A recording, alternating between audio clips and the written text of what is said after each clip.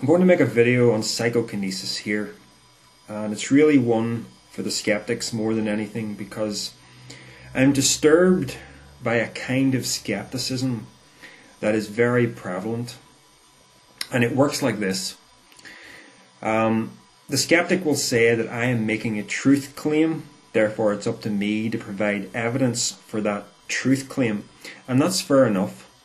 So I make my videos with my glass bowl and my little psi wheel, and the truth claim that I am making is that what I am showing you is something anomalous to conventional explanation. I don't know what it is, I don't know how or why it works. The mind seems to be the best explanation I can come up with, that it is genuinely to do with the intention of the mind. I don't know how the intermediate forces actually work, but the claim that I'm making is that it is anomalous to conventional explanation. It's an anomaly. And the evidence for that is my inability to explain that by means of any conventional explanation. So what the skeptic then does is, he suggests a conventional explanation, and then instead of testing that, he walks away and assumes it to be true. Now, he seems to think that the onus is on me. Now, yes, the onus is on me because I've made a truth claim. But when the skeptic makes his own explanation for this, he is making a truth claim also. So that has to be tested. Now, the various claims that have come and gone are that there's air getting in from, the fact that this isn't making a perfect vacuum seal. Changes in the light are causing the psi wheel to spin. Someone called it a convection oven. What else? Someone called it a rudimentary Crookes radiometer, I suppose because it looks a little bit like a Crookes radiometer, but it's not remotely designed in the same way. I think there's even more explanations than that. There's various things, but none of them are ever tested. So I want to do one test here. Now, the reason I haven't done this before is it's going to take so darn long. It's going to take days upon days to do this. And all I'm going to do, this is real simple. I'm going to show you how difficult it is to get any sort of movement out of this thing by conventional forces. So all I'm going to do is I'm going to set it up. Now let's change the angle of the camera here. Now let me give you a look at the desk first of all, okay? There's a whole lot of rubbish lying around. There's my computer sitting there. We're just going to set this up in this spot here. It's as good as any. Alright, here we go.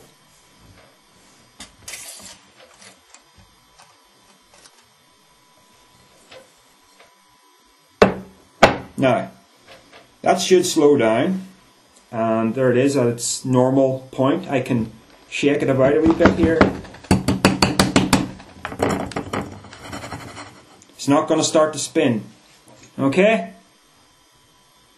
Now, let me just go back a little bit with the camera, give myself a little bit of room so you can see the whole thing. There we go. Now, here's what I'm going to do. I am going to create a recording of this for maybe just a couple of seconds every day for the next week, maybe for the next 2 weeks. And I am pretty confident that this thing is not going to move at all. There will be various temperature changes in the room. We're getting into the cold weather now, so there's going to be some very cold temperatures. I'm going to have the radiator on in the evenings. The temperatures are going to warm up. There's going to be different lighting conditions depending whether I'm using the lamp over there, the overhead lights, the natural daylight coming in through the window, and the darkness during night. I'm going to be using my computer right next to it. It's going to be turned on. There's going to be a fan blowing in it. It's going to have its own little electromagnetic field. I will be opening and closing doors in the house just to show you that, the natural drafts that creates are not enough to penetrate the rim of that bowl. So I'm going to show you that this is not a Crookes radiometer, that it's not a convection oven, that it's not any of these things. And it is extremely hard, short of me, putting a static object close to this here, or actually deliberately heating up the desk or something like that, it's extremely hard to get any sort of movement at all out of it. I'll even put my hand beside it at some points to show you that it's extremely difficult to get movement. This does not create movement. I'm not the Human Torch. Okay?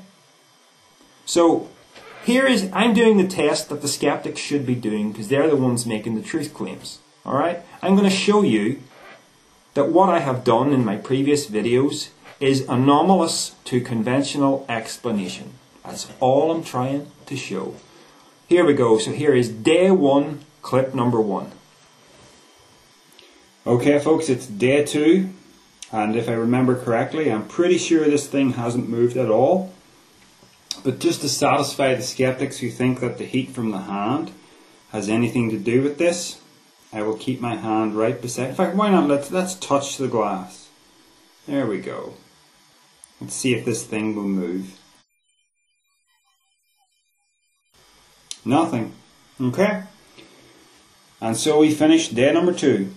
It's now day number 3. Notice at the side of the frame you can see the edge of a steaming hot mug of tea that has been there for the past 5 minutes.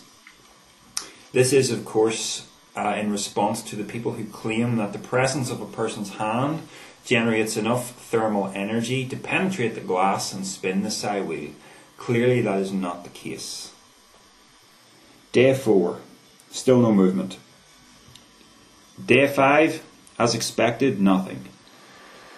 Day 6. Okay, it is now day 7, and as you can see, the psi wheel still remains in the same place. So I think we'll end the experiment at that point. As you can see, no trickery was involved.